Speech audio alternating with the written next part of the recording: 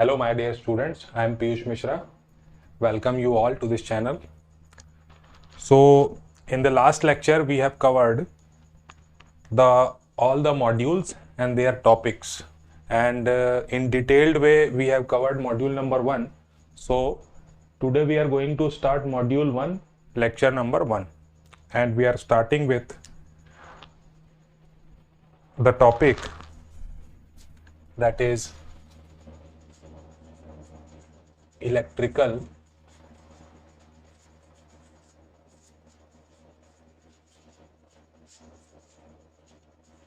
circuits, and then after we'll see about charge and current.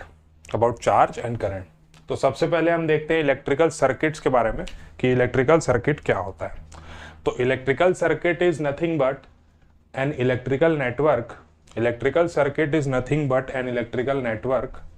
with a closed path giving a return path for current. ठीक है, तो आपको बस इसमें एक चीज का ध्यान रखना है कि सर्किट का वर्ड का जब भी आप यूज करेंगे तो आपको करंट के रिटर्न के लिए पाथ होना चाहिए, मीन सर्किट आपका क्लोज होना चाहिए. ठीक है, इलेक्ट्रिकल सर्किट जो होगा, electrical circuit is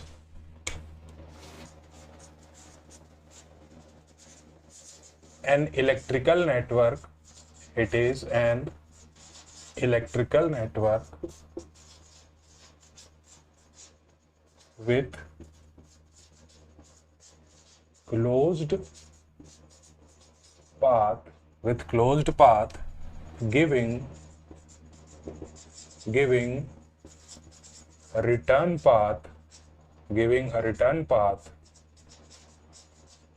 to current. Okay, एक छोटे से एग्जांपल के थ्रू इसको हम समझते हैं कि एग्जैक्टली इलेक्ट्रिकल सर्किट क्या होता है. सपोज हमारे पास ये एक बैटरी है और इस बैटरी से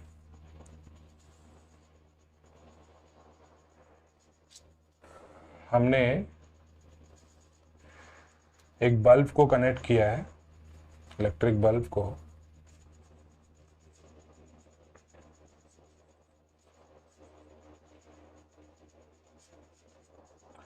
अब यहां पे इस बैटरी से करंट इस बल्ब के थ्रू फ्लो होगा इस डायरेक्शन में, मतलब एंटर करेगा इसमें इस डायरेक्शन में और रिटर्न करेगा इस डायरेक्शन में.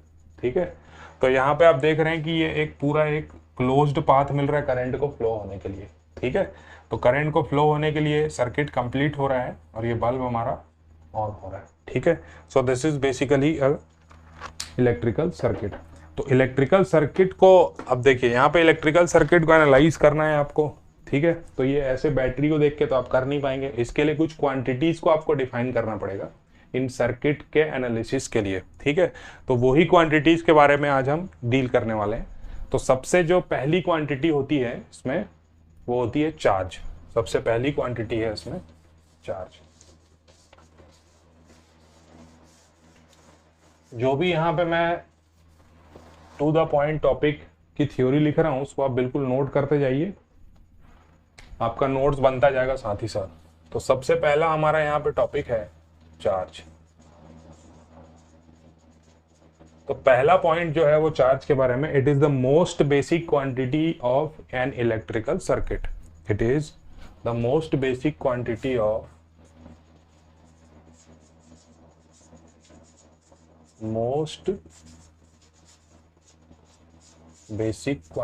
Of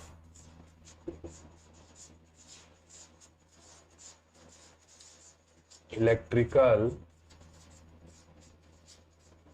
circuits. It is the most basic quantity of electrical circuit. तो इसी से हम स्टार्ट करेंगे. अब डेफिनेशन की अगर बात करें तो इलेक्ट्रिकल चार्ज जो होता है वो किसी भी एटॉमिक पार्टिकल का इलेक्ट्रिकल प्रॉपर्टी होता है. ठीक है, कोई भी एटॉमिक पार्टिकल है उसका इलेक्ट्रिकल प्रॉपर्टी होगा, उसको हम बोलेंगे charge. So second point about charge is electrical property of electrical property of atomic particles. Atomic particles, तो एटॉमिक पार्टिकल्स जैसा कि आप लोगों को पता है, एटॉमिक पार्टिकल्स बेसिकली हम जो डील करते हैं, दो टाइप के एटॉमिक पार्टिकल्स होते हैं. Atomic particles, first one is electrons and second is protons. आप सभी को पता होगा, बेसिक फिजिक्स में आपने पढ़ा होगा कि इलेक्ट्रॉन्स में जो चार्ज होता है वो नेगेटिव चार्ज होता है और प्रोटॉन्स में पॉजिटिव चार्ज होता है. तो यहाँ पे हम एक एजम्पशन यहाँ पे पहले ही क्लियर कर लेते हैं कि through out the course, network analysis के कोर्स में जितना भी हम स्टडी करेंगे चार्ज के बारे में, उसमें हम इलेक्ट्रॉन से रिलेटेड चार्ज या इलेक्ट्रॉनिक चार्ज को ही कंसिडर करेंगे. ठीक है, तो यहाँ पे एक पॉइंट आप नोट कर लीजिए. इन दिस कोर्स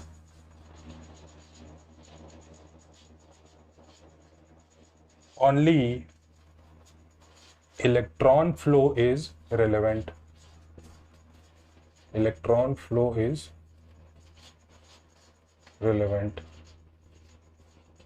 ठीक है, तो यहां पे आपको सिर्फ इलेक्ट्रॉन फ्लो से डील करना है. ठीक है, इलेक्ट्रॉन फ्लो से आपको डील करना है. ठीक, तो यहां पे आप देख रहे हैं कि चार्ज के बारे में सबसे पहला पॉइंट हमने देखा electrical property of atomic particle, और एटॉमिक पार्टिकल जो होंगे वो इलेक्ट्रॉन और प्रोटॉन होंगे. ठीक है, अब नेक्स्ट हमको किसी भी क्वांटिटी को जैसे डील करेंगे हम, तो एक उसका अप्रोच का वे होगा. तो सबसे पहले हम उसकी डेफिनेशन देखेंगे एंड देन आफ्टर उसकी यूनिट देखेंगे कि उसको मेजर किस यूनिट में करते हैं. ठीक है, तो चार्ज को जो मेजर करने की यूनिट होती है, unit for charge is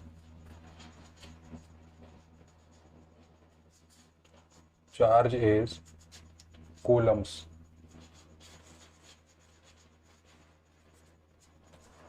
unit for charge is coulomb. Coulomb जो चार्ज है, कूलम्स लॉ दिया साइंटिस्ट चार्ल्स ऑगस्टिन कूलम ने, तो उन्हीं के नाम पे ये इसकी यूनिट पड़ी. Unit of charge is coulomb, और इसको हम कैपिटल C से रिप्रेजेंट करते हैं. ठीक है, तो ये इसके यूनिट के बारे में हो गया. अब यहाँ पे हम देख रहे हैं कि हमको चार्ज का जो पार्टिकल है वो इलेक्ट्रॉन है.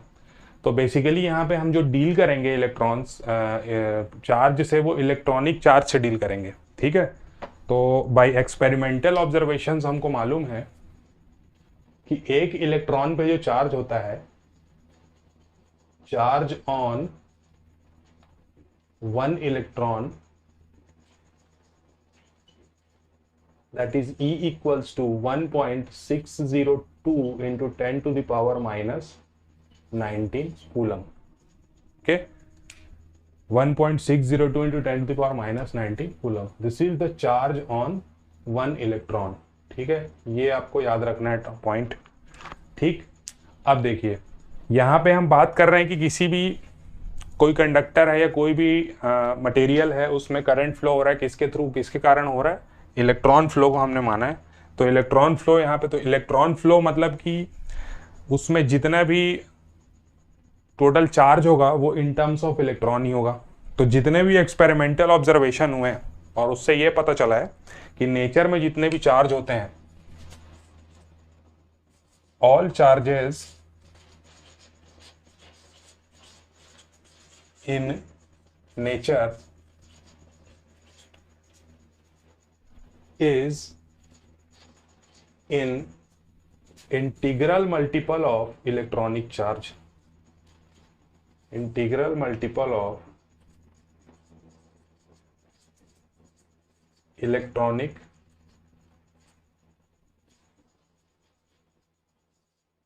चार्ज. मीन्स जो सबसे छोटा चार्ज होगा, इससे हम एक चीज डिसाइड कर सकते हैं कि all charges in nature is integral multiple of electronic charge. Means सबसे छोटा चार्ज जो होगा वो चार्ज ऑन वन इलेक्ट्रॉन होगा.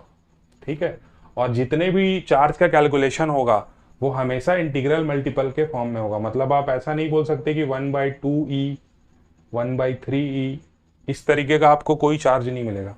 चार्ज में इलेक्ट्रॉनिक चार्ज का जो मल्टीपल होगा वो हमेशा इंटीजर होगा, ठीक है। तो इसी से यहाँ पे एक फॉर्मूला, मैथमेटिकल फॉर्मूला भी हम निकाल सकते हैं, that is Q equals to NE।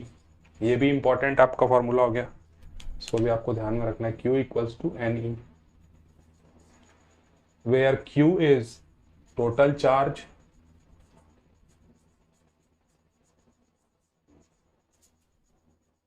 N is number of electrons, and E is charge on one electron,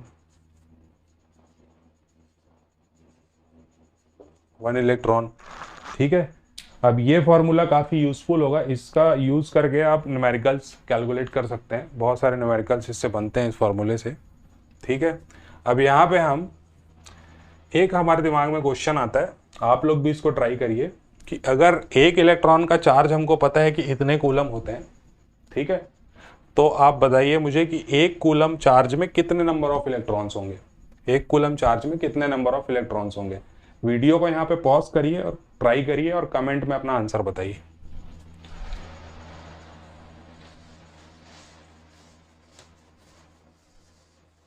I hope काफी लोगों ने आप में से ट्राई किया होगा और आपसे बन भी गया होगा। चलिए यहाँ पे देखते हैं, हमारे पास जो फॉर्मूला है Q इक्वल्स टू NE, हमको यहाँ पे कैलकुलेट करना है Q इक्वल्स टू NE, हमारे पास फॉर्मूला है, हमको कैलकुलेट करना है नंबर ऑफ इलेक्ट्रॉन्स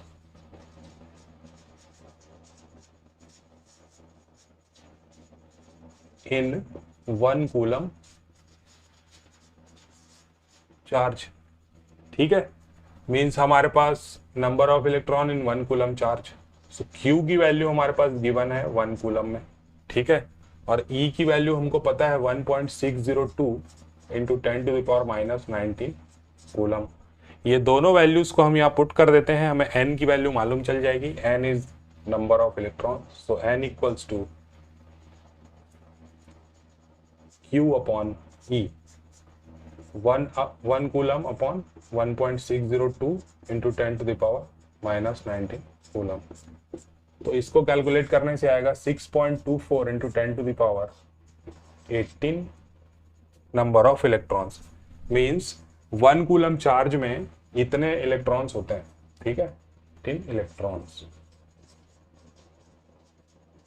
तो यहाँ पे ये जो रिजल्ट आ रहा है N इक्वल्स टू दिस, इससे आप एक चीज ऑब्जर्व कर सकते हैं कि एक कूलम का जो चार्ज होता है उसमें इतने सारे इलेक्ट्रॉन्स होते हैं। मींस एक कूलम का चार्ज बहुत बड़ा चार्ज होता है, और अगर इलेक्ट्रॉन्स का यहाँ पे नंबर ऑफ इलेक्ट्रॉन्स हम देखें तो 10⁻18 इलेक्ट्रॉन्स होते हैं, ठीक है।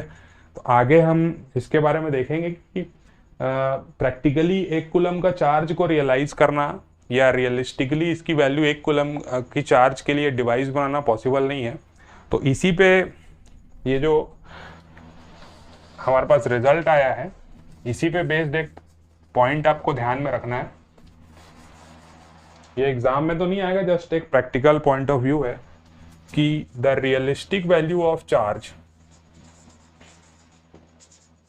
The realistic value of charge is in the order of microcoulomb, nanocoulomb and picocoulombs। तो इसके ऑर्डर में होते हैं। प्रैक्टिकल सर्किट्स में जो चार्ज होते हैं वो in the order of microcoulomb, nanocoulomb and picocoulomb के फॉर्म में होते हैं।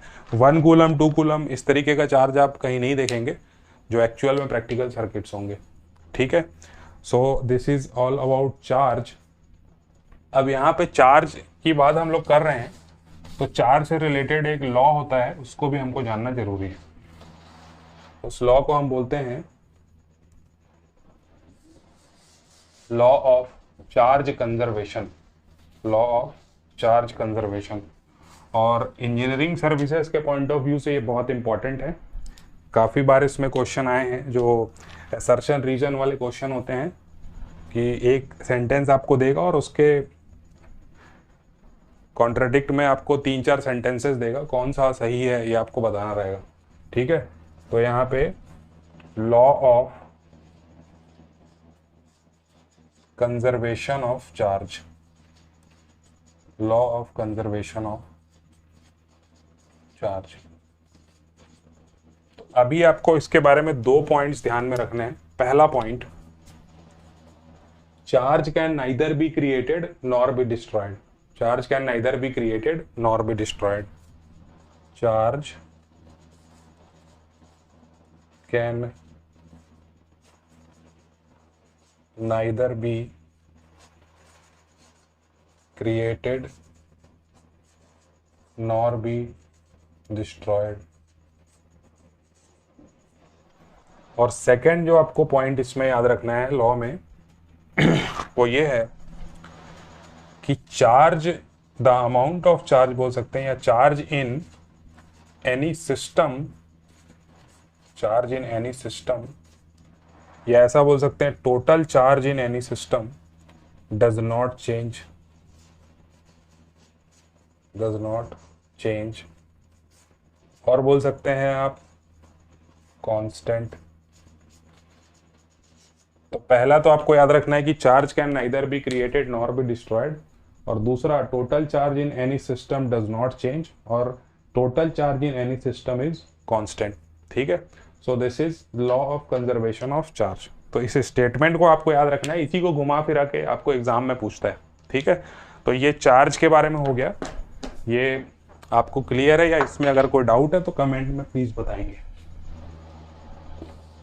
तो चार्ज के बारे में तो हमने यहाँ पे देख लिया और उससे रिलेटेड जो कैलकुलेशन था वो भी समझ लिया, प्लस उसकी यूनिट भी देख ली। अब अगर हम चार्ज के बारे में और डीप स्टडी करना चाहें तो चार्ज हमारे काम का कब है? चार्ज हमारे लिए काम का तभी है जब वो फ्लो करेगा। ठीक है, तो फ्लो, चार्ज के फ्लो से रिलेटेड जो भी स्टडी आएगी उसके लिए हम अपना नेक्स्ट टॉपिक देखेंगे, दैट इज करंट। चार्ज के बाद जो सेकंड मोस्ट इंपॉर्टेंट क्वांटिटी है वो है करंट। ठीक है, किसी भी इलेक्ट्रिकल सर्किट का करंट। करंट जो होता है it is nothing but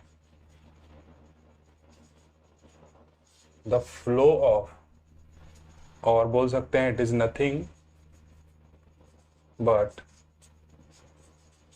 the charge in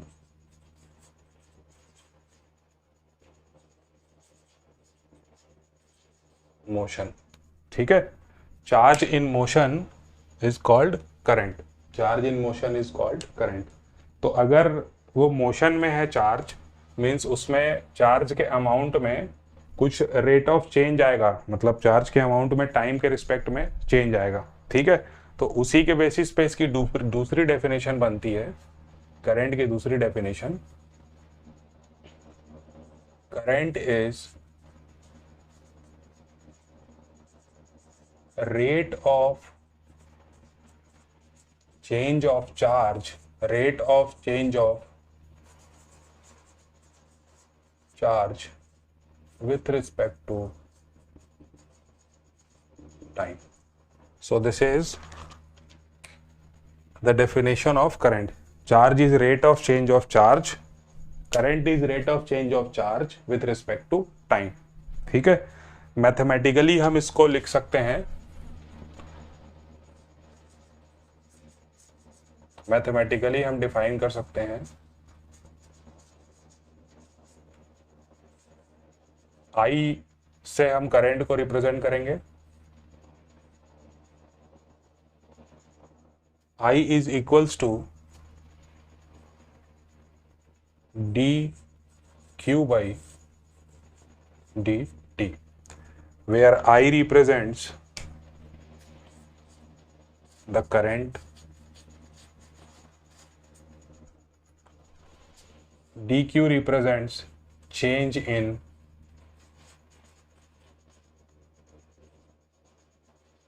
charge, and dt represents change in time. Okay, I equals to d q by d t. यहाँ पे ये जो आप ये एक साइन देख रहे हैं, आप स्टैंडर्ड बुक्स अगर फॉलो करेंगे तो उसमें ये साइन आपको दिखेगा। ठीक है, इस साइन का मतलब जब भी कभी हम मैथमेटिकल डेफिनेशन बताते हैं किसी भी क्वांटिटी की, तो उसके बीच में ये इक्वलिटी का साइन होता है। इसका मतलब ये है कि इन दोनों ये जो क्वांटिटी हैं इनकी वैल्यूज इक्वल हैं। ठीक है, इनकी वैल्यूज इक्वल हैं। इसको आप समझ सकते हैं डेफिनेशन के तौर पे, जैसे कि हम लोगों के दो नाम होते हैं, घर में भी एक नाम रखते हैं हम लोग और एक बाहर भी नाम होता है। बाहर या स्कूल में कुछ और नाम होता है और घर में कुछ भी चिंटू मिंटू इस तरीके का नाम होता है। तो वो दोनों नाम अगर हम देखें तो दोनों नाम तो सेम नहीं होते, बट वो आदमी सेम होता है। तो वैसे ही अगर हम देखें तो आई की वैल्यू जो आएगी और D q by d T की वैल्यू आएगी वो सेम रहेगी। तो ये जो साइन होता है ये डेफिनेशन का साइन होता है। स्टैंडर्ड बुक्स में आप अक्सर इसको फॉलो करेंगे। इसके जगह एक और साइन यूज होता है कभी कभी, ट्रिपल डैश, ये भी साइन यूज होता है। तो वो भी डेफिनेशन का ही साइन होता है। उसका भी मतलब वही होता है कि आप करंट को आप ऐसे भी रिप्रेजेंट कर सकते हैं और ऐसे भी रिप्रेजेंट कर सकते हैं। इसका मतलब वही है। So this is all about definition of current. अब इसकी यूनिट हम देखते हैं, करंट की यूनिट क्या होगी। Unit for current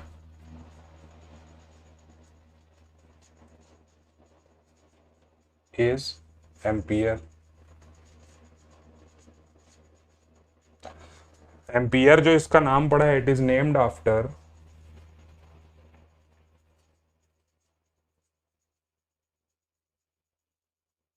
Andre Marie ampere. Andre Marie ampere जो फिजिसिस्ट थे, उनके नाम पे इसका चार्ज पड़ा है। और यहाँ से भी एम्पियर को, इस फॉर्मूले से भी आप एम्पियर का रिप्रेजेंटेशन देख सकते हैं कि क्या होता है। एम्पियर को हम कैपिटल ए से रिप्रेजेंट कर सकते हैं। तो इस फॉर्मूले में अगर हम देखें तो 1 एम्पियर जो करंट होगा वो इक्वल होगा, क्यू की यूनिट अभी हमने देखी थी कूलम्स में, 1 कूलम, और ये टाइम। ठीक है, तो 1 एम्पियर जो चार्ज होगा 1 कूलम पर सेकंड के इक्वल होगा। ठीक है, तो ये यूनिट में भी रिलेशनशिप आपने समझ लिया और फॉर्मूले में भी रिलेशनशिप आपने समझ लिया। ठीक है, तो ये तो हो गया कि करंट की वैल्यू जो है और उसका रिप्रेजेंटेशन। एक और इंपॉर्टेंट पॉइंट आपको ध्यान रखना है, throughout the course small letter से जो भी क्वांटिटीज यहाँ पे रिप्रेजेंट होंगी स्मॉल लेटर में,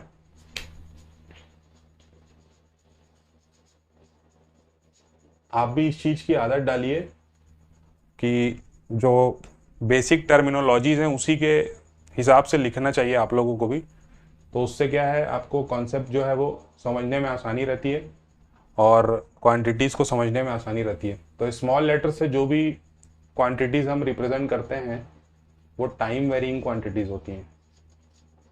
time varying quantities means time के रिस्पेक्ट में जो क्वांटिटीज़ वेरी करेंगी उसको हम स्मॉल लेटर से रिप्रेजेंट करते हैं, और कैपिटल लेटर से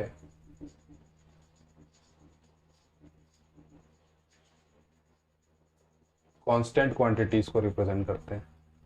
कांस्टेंट क्वांटिटीज।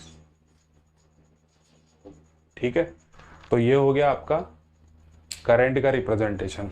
अब इसी फॉर्मूले को अगर आप और थोड़ा सा प्रिसाइजली देखना चाहें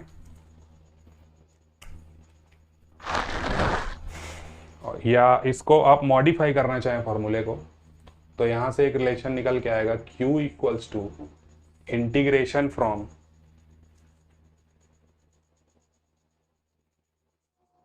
Q equals to integration T1 to T2 I dt। तो अगर आपके पास करंट दिया हुआ है तो इस फॉर्मूले का यूज करके भी आप चार्ज कैलकुलेट कर सकते हैं। तो ये इक्वेशन नंबर 1 और ये equation number 2, by modification of 1 we can get 2। ठीक है, अब यहाँ पे ये T1 और T2 जो है फाइनाइट क्वांटिटीज अगर होंगी तो ये जो वैल्यू इंटीग्रेट करने के बाद कांस्टेंट वैल्यू आएगी, इसलिए हमने Q को यहाँ पे कैपिटल से रिप्रेजेंट किया, कूलम्स में इसकी वैल्यू आएगी। ठीक है, so this is relationship between both the equations, और करंट का कैलकुलेशन आप ऐसे कर सकते हैं। ठीक है, अब हम देखते हैं कि करंट को रिप्रेजेंट कैसे करेंगे, रिप्रेजेंटेशन ऑफ करंट। ये सारा चीज आपको अगर क्लियर है, और ये जो टॉपिक पॉइंट्स मैंने लिखे हैं इसको आप बिल्कुल ध्यान में रखिए, इंपॉर्टेंट पॉइंट। इसमें अगर कुछ डाउट आ रहा है आपको तो कमेंट में प्लीज बताइए।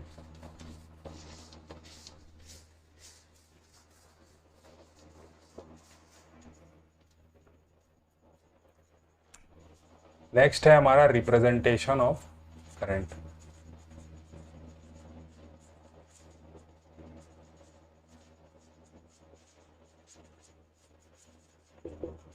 रिप्रेजेंटेशन ऑफ करंट के पहले एक छोटा सा एग्जांपल हम देखते हैं। सपोज हमारे पास ये कंडक्टर है और ये हमारा ये एक बैटरी से कनेक्टेड है। अब ये कंडक्टर है, इसमें नेगेटिवली चार्ज इलेक्ट्रॉन्स हैं।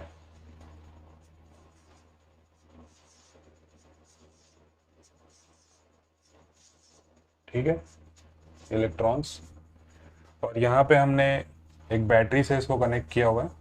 ठीक है, अब ये बैटरी के नेगेटिव टर्मिनल से कनेक्टेड है, तो यहाँ पे नेगेटिव टर्मिनल से ये जो नेगेटिवली चार्ज इलेक्ट्रॉन्स हैं इनको रिपल्सिव फोर्स मिलेगा, ये इस तरफ मोशन करेंगे। ठीक है, जिसकी वजह से करंट का जो फ्लो होगा, तो एक चीज आपको टर्मिनोलॉजी में हमेशा याद रखना है कि करंट का जो फ्लो होगा इलेक्ट्रॉन के फ्लो के अपोजिट डायरेक्शन में होगा। ठीक है, तो करंट का जो फ्लो यहाँ पे होगा वो होगा इस डायरेक्शन में। ठीक है, ये आई हमारा करंट, इलेक्ट्रॉन्स का फ्लो इस तरफ, तो करंट का फ्लो आपका सर्किट में इस तरफ में। ठीक है, तो यहाँ पे रिप्रेजेंटेशन ऑफ करंट में पहला पॉइंट है, direction of current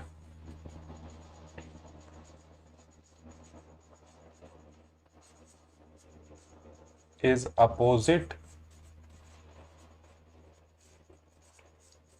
to electron flow. Direction of current is opposite to electron flow. ठीक है, इलेक्ट्रॉन के फ्लो के अपोजिट उसका करंट का जो डायरेक्शन होता है इलेक्ट्रॉन के फ्लो के अपोजिट डायरेक्शन में होता है। ठीक है, और किसी भी सर्किट में, किसी भी ब्रांच में, सपोज ये किसी सर्किट की ब्रांच है, उसमें आप जब भी करंट को रिप्रेजेंट करेंगे तो आपको डायरेक्शन बताना जरूरी है। जैसे कि आप ये 5 एम्पियर इसमें करंट फ्लो और ऐसा बता रहे हैं, तो आपको डायरेक्शन बताना पड़ेगा। ठीक है, ये इस डायरेक्शन में फ्लो हो रहा है। ठीक है, ये जो एरो है डायरेक्शन को रिप्रेजेंट करता है। करंट जब भी आप रिप्रेजेंट करेंगे तो डायरेक्शन को भी रिप्रेजेंट करेंगे। इसी को आप एक और तरीके से रिप्रेजेंट कर सकते हैं। अगर आप इस डायरेक्शन में इसको बता रहे हैं तो आपको बताना पड़ेगा ये -5 एम्पियर। तो ये दोनों इक्वल ही हैं, बट रिप्रेजेंटेशन का तरीका जो है वो अलग अलग है, लिखने का तरीका अलग है। ठीक है, so this is about representation of current. अब रिप्रेजेंटेशन जो है, इसी के आधार पे एक कंफ्यूजन आता है कि क्या करंट वेक्टर क्वांटिटी है। ठीक है, तो इसका आंसर है नो। करंट जो है वो फ्लो ऑफ इलेक्ट्रॉन्स के अपोजिट डायरेक्शन को शो करता है। ठीक है, तो ये एक जस्ट एक रिप्रेजेंटेशन का तरीका है, टर्मिनोलॉजी है। इससे मतलब आप उस कंडक्टर के अंदर क्या हो रहा है ये आप नहीं जान सकते। ठीक है, ये जस्ट एक रिप्रेजेंटेशन का तरीका है। ठीक है, और इसके लिए मैं एक शॉर्ट वीडियो बनाऊंगा जिसमें आपको और अच्छे से डिटेल्ड एक्सप्लेनेशन दूंगा कि करंट को वेक्टर क्वांटिटी क्यों नहीं बोलते हैं। ठीक है,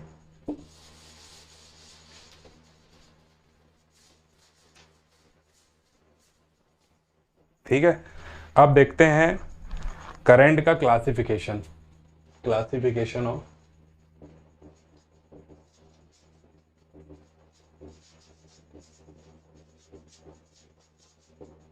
तो इसी डायरेक्शन के बेसिस पे करंट को दो तरीके से क्लासिफाई किया जाता है।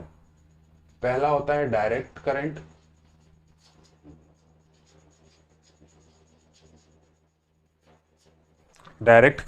तो डायरेक्ट करंट में direct current flows only in one direction, it flows